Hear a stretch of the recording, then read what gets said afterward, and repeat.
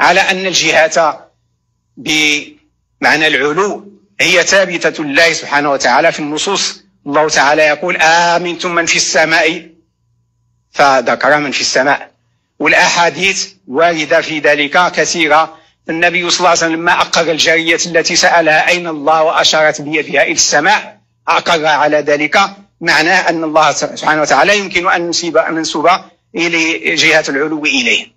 وكذلك حديث: ينزل ربنا سحر كل ليلة إلى سماء الدنيا يقول: ألا مستغفر فأغفر له، ألا داع فأستجيب له، ألا كذا ألا كذا، يفيد أن الله سبحانه وتعالى في جهة العلو.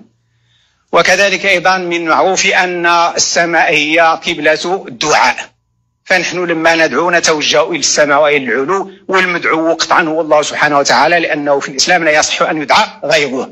فهذه أشياء كلها تشير إلى أن جهة العلو على التعظيم وعلى الإجلال هي ثابتة بالحق سبحانه وتعالى. وقد ألف في ذلك الحافظ الذهبي كتابا سماه العلو للعلي الغفار، وهو مطبوع ومعروف.